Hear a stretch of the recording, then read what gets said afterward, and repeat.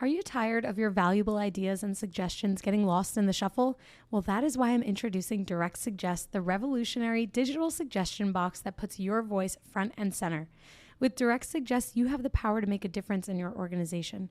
Direct Suggest provides value to organizations in various industries worldwide, including notable brands like Comcast, TD Bank, and Nokia. And here's the best part.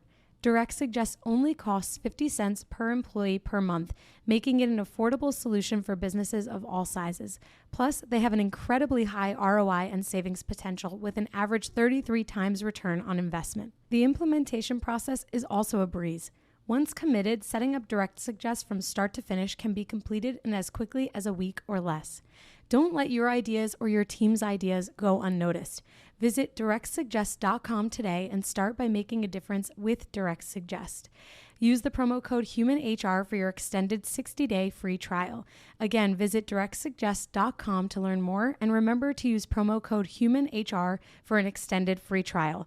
Direct Suggest, where your voice matters. Welcome to the Bringing the Human Back to Human Resources podcast. I'm Traci Chernoff, and I've spent my entire professional career in HR. Each week, we'll explore the delicate balance between people and business with the aim to reconnect the two and create meaningful outcomes. Listen in as I share my own experiences, challenge the status quo, and chat with guests from various industries about our mission to bring the human back to human resources. Hi, everyone. Welcome back to the podcast. Thanks so much for being here for another week. It has been a long time since I did a solo episode, so I'm really excited that it's just you and me this week. And I was really excited actually about this topic because not even just the topic, but because the show that I want to talk about was so good. So this week, I want to basically talk about some of the things that I noticed, picked up, took away from the Netflix show Working What We Do All Day. And if you haven't heard about it or if you haven't watched it yet, I'm going to give you a quick rundown. Basically, it's a docu-series that focuses and highlights on the experience of working in America, at least in modern or current times. And basically, you walk through these, it's kind of like a threefold experience. Like the first experience is looking at service jobs, hourly jobs that tend to be lower waged roles. And then you kind of take a look at like the middle America jobs in the sense that, you have the managerial roles, maybe a little bit higher paid, those that are, pretty much above those like service jobs. And I think that in the docu-series, it's called the Middle America. I can't exactly remember, but it's kind of alluding to where the middle class sits in terms of employment. And then the third fraction basically is looking at those who are like running companies, who are at the top of the hierarchy, the top of the food chain, if you will, in the workforce. And it was really, really interesting. And it's actually, interestingly enough, executive produced by former President and First Lady Barack and Michelle Obama. And it was just very interesting to see like the questions that the former president asked, because Michelle Obama, I don't think that she actually came out at any point during the episodes. But Barack Obama did end up like being on screen and having conversations with many of these individuals that were effectively being interviewed and shadowed in terms of like a day in their life. And so you walk through a lot of these experiences throughout the docuseries, and it was just very, very well done. My husband and I watched the entire docuseries in one sitting, so we did binge watch it. And I'm trying to remember how many episodes there were. I'm looking now. It says one season that we know, and it looks like there might be, is it 4? Okay, so there are 4 episodes. So it's not that hard to binge watch, but they're almost an hour long each. So I guess we sat there for 4 hours watching the show, but it was worth it. It was well worth it. So the first episode is titled Service Jobs. Oh, here. The second episode, The Middle. The third episode, Dream Jobs. I forgot about this section, which is kind of like where like that in between from going from like the middle to the last section, which is the boss, the last episode. So it's really interesting. And actually it has some pretty solid reviews as well. So I highly recommend watching it if you haven't yet. And if you don't have Netflix, I don't know, find a friend that does. I'm sure you could probably find it somewhere online too, like maybe on YouTube they have it. I don't know. No, it looks like just the trailers. But either way, I digress. The show was really good. I felt like it did an amazing job of painting this picture for really to showcase like what people go through. And for all of us, like being in HR, being business leaders, we hopefully have a very keen understanding of what people go through in their day to day as working people, especially since the majority of my listeners are in the United States. Let's look at this from an American perspective. Um, if we're not in touch with what our teams are going through, like that's step number one. We've got to get in touch. So, I was thinking recently about the service jobs episode, which is the first one, and you really I think it paints a very, very good picture of what people experience, whether they are working in a gig like position or for gig work or doing gig work, I should say. So, for example, like DoorDash, Uber Eats, Uber, etc. And then you also see people who are like home health aides, and people who work in, there was actually this like keen focus on the Pierre in the city, in New York City, which is a very nice hotel, very luxurious hotel. And so you get to see all of these different facets of life where you kind of go through this experience in understanding what these individuals experience day to day, some of the challenges, that a lot of the challenges that they experience in these lower wage roles, that have high demand, and not a ton of reward. And if you listen to the episode from a couple weeks ago with, I guess by the time this comes out, with Isabel Wang, she is a colleague of mine. She's the CFO for the company that I work for. We talk a little bit about what people need in terms of, especially for hourly employees, but in terms of flexibility and what flexibility really means for people. And that flexibility means something different to everyone. And, in reflecting on that episode, reflecting on this show, and in even just thinking about what the mission is, that for the company that I work for, like our mission is to turn hourly jobs into good jobs. And so watching this show, I'm thinking, wow, what a perfect example of to understand what hourly employees go through.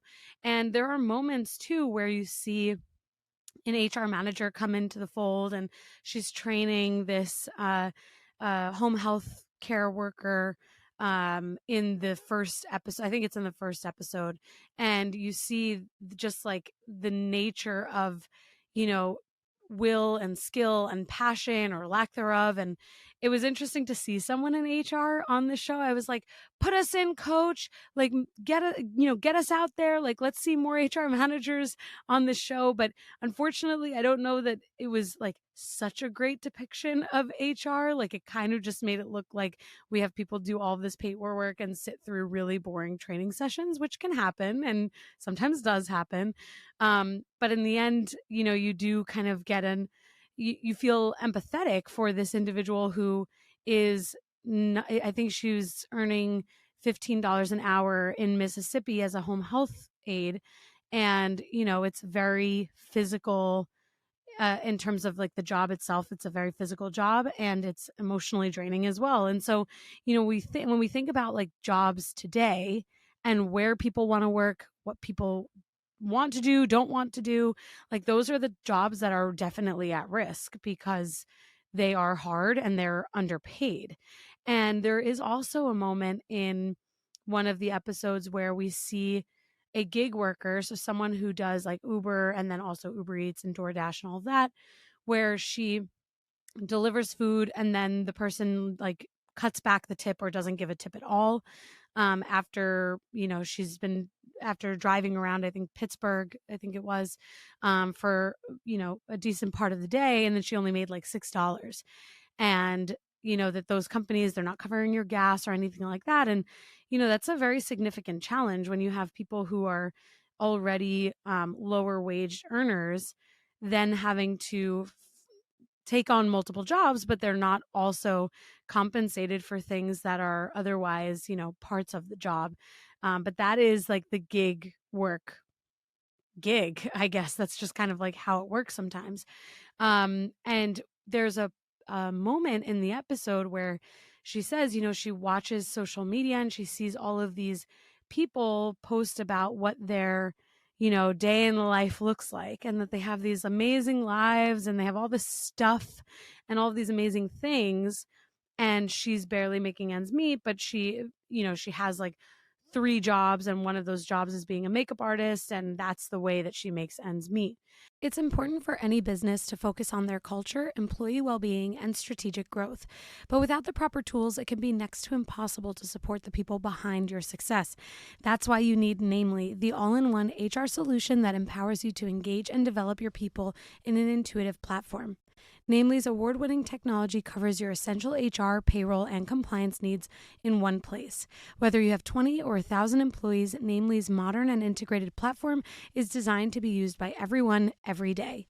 With a mobile app and elegant UI, Namely empowers employees with self-service tools to request PTO, acknowledge peers, review pay stubs, and enroll in benefits.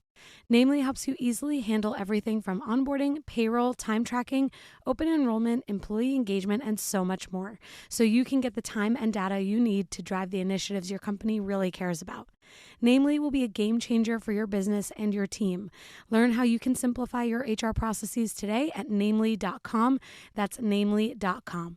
If your company is remote or hybrid, then you know just how difficult it can be to grow your company's culture beyond a pre-scheduled Zoom happy hour or occasional lunch and learn. Well, this week's sponsor is here to solve that. They're called CultureBot. CultureBot has devised what will likely become the gold standard for growing and blossoming a company culture inside of Slack. The app is like a sidekick for any HR or people professional, automating a lot of the mundane tasks you probably are forgetting to do on a daily basis. Things like birthday and work anniversary celebrations, team shoutouts and kudos, employee introductions, and remote games. It even has health and wellness tips and conversation starters. If that piques your interest, this will get you even more excited. Today, I'm able to share a special promotion for listeners of the podcast. You can get your first 6 months of CultureBot for 50% off. Plus, if your team is under 25 employees, CultureBot is free forever. So if you're looking for a way to create a culture of appreciation and drive increased engagement and togetherness across your team, I definitely recommend checking out CultureBot. Go to getculturebot.com/humanhr. That's getculturebot.com/humanhr to get the offer. Plus, I've added the link in the show notes so you can just click right there. Now, let's get back to the podcast. I wanted to talk about the show on an episode because, one, I think we all should watch it. It's almost like required training at this point from me to you, because I think it's really effective. And what was so interesting is that, you do as a viewer, even for me, like I'm being in HR, like coming from retail, understanding that, these hourly jobs can often be undercompensated with very high demand and high stress. I walked into that experience knowing what to expect. But and I know that there are people who don't necessarily know the ins and outs of what people are really experiencing. And so when we think about like the job market today and the workforce today, it's actually, I think, really important that we understand like what it's truly like in around the country in terms of like, realistic working expectations and standards and what people experience. The other layer to this was that there were the geographic nuances. So you see employees in New York who are earning a little bit more because of the cost of living, but the cost of living is obviously higher. And that there's a bit of a, not an easier ability to find work, but there isn't as much of a sacrifice being made because there's an opportunity to have, you could work in fast food, you can work for in a hospitality, you can work in retail, whereas looking into the lives of those who were in more rural areas like in Mississippi, they have to drive 30 minutes, 20 or 30 minutes just to get to work, let alone to even find work. And that the jobs that are available are few and far between. And the reality is that at least in the United States, the majority of people are, living in these more rural areas. And the question begs of people like how, or I guess it begs the question, I should say, how do these people find work? And then you kind of transition into this experience where you watch someone who works for a tech company in Pittsburgh, I think, if I'm remembering correctly. And it then makes you think, well, what about remote work? Does remote work offer or open up these opportunities for people in remote areas? And the answer is kind of like a yes or no, right? Because it depends also on what access people have in remote or rural areas. Like, do they have the same access as people in urban city centers, or even in suburbia, where you have potentially access to better education, more resources, more opportunities for pay, which obviously, it's safe to assume that not everyone even has a computer in the United States today. Like, we have to think about the impact, the socioeconomic impact that is had across the country, and how that then relates to and impacts someone's ability to, kind of scale their income and make ends meet further. I mean, we're actually even seeing this in New York today, where it's become so expensive, and it's become expensive everywhere across the country. By no means am I saying it's only New York, but I can speak from personal experience. Like, buying a house is impossible. Finding affordable rent is impossible. Like, groceries, bills, and just the cost of living in general is extremely high. And people have moved out of these urban areas and city centers because of the cost of living, which then brings them into these other parts of the country that maybe are not necessarily remote or rural, but also not necessarily urban. And so then there's this economic fluctuation, because we see that, places that like Nashville, for example, are overpopulated. And the same with Florida and Texas, because there's no state income tax. I think this is one of the biggest reasons why people have moved to these three areas in particular. But like, thinking about Tennessee, Florida, and Texas, like, they're overpopulated. Now the cost of living is going up. How does that then impact that quote unquote service job worker, or the person in quote unquote the middle, who is trying to make ends meet, but then now everything is being gentrified, or, the cost of living is also being increased. So all of this is basically what was running through my head as I was watching these episodes. And I was just really fascinated by the effectiveness, again, of like a 4-episode docu-series for really being able to like get this message across, that it's not necessarily that people don't want to work. It's not necessarily that the case that people are, they just want to be influencers and make like millions of dollars. The reality is that in some parts of the country, it's actually very hard to find a job. And I say this as information just came out that the unemployment claims have hit like a 4-week low. So we see that people are actively working. And I do think it's a misconception that people don't want to work. I think what people don't want is to work in jobs that are low paid, with high demand and high stress. There's a part of the docuseries where we're kind of like seeing a bunch of these home health aides sitting around talking to their manager. So this is in like the middle section. I think it was episode 2 or 3. It was between the middle and Dream Jobs, I think. And, this manager manages like 100 people, and they were talking about managing like some call outs and attrition, and how all of, it's very hard to find people to work because of the hourly rate that they're getting paid, that it's just not enough. And that then transitions into seeing the owner of the business who is not even taking 40, like I think she said that she was taking home $40,000 a year because she's reinvesting so much of the money that is generated into the business, because otherwise the business can't run, because there's just too much turnover and they can't pay people more. And then, like, in this section, in that dream jobs section, we watch a lobbyist go to really lobby for laws to be passed and bills to be passed that enable improved, like, government spend on these types of services that directly impact, like, the reimbursement rate, which then directly impact the ability for this business owner to employ more people or pay them more.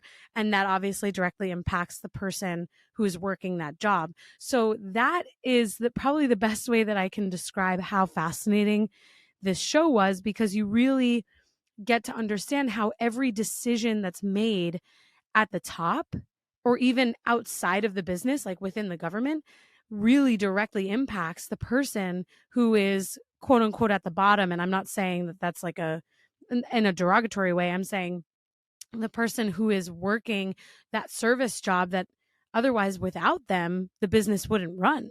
I mean, those are the frontline workers that these businesses rely on in order to not only make their money, but to operate their business. So I just wanted to reflect on that because it was just such a fascinating docu-series. And, I can only emphasize enough that this is the reality, that every decision that is made at the top or within the government directly affects every single person in business, and straight down to the person at the front line. Without those service workers who are essentially enabled by reimbursement rates, like let's take this example of the home health aide to kind of carry this message across. But without those service workers, without those frontline workers, though the patients and the clients relying on home health care services don't have the resources that they need. So the government has two responsibilities. One, to make sure that the reimbursement rate is fair and that businesses who are supplying these service workers and frontline workers can continue to operate and pay a fair wage. And then the second responsibility is for the government to understand the impact of the decisions, or that their decisions have on these clients and patients who have paid into receiving these services through, income tax and Social Security and things like that. And of course, there's Medicare and Medicaid as well. So it's just very fascinating. And obviously the government is going to decide what they do and do not want to do. But even when you remove the government from this, when you think about business decisions, and for all of us being in HR, we are making decisions every single day, every hour of every day. And it's so important, I say this all the time, that we meet our employees where they are and we really think about whether or not the decisions that we're making are actually affecting positive change on the person that the decision is impacting the most. And that when we make these decisions, we can't just think in our own silos. We have to really think about who that decision is impacting and who is affected by the decision or by the results of a decision. So I hope that you all listen. I hope that you all watch the show. You can listen to. I hope you watch the show. I hope you enjoy it. And if you have watched it already and you have thoughts, either in agreement or not, let me know. I'd love to know and hear your feedback. Have a great rest of your week. Thanks so much for tuning in. And don't forget to rate, review, and subscribe. Thanks so much.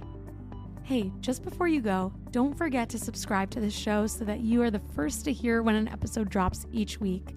And maybe leave a 5-star review and a comment about how much you loved this episode. Plus, if you have someone in mind who would really enjoy this episode, make sure you share it with them. Thank you so much for tuning in, and I will see you next week.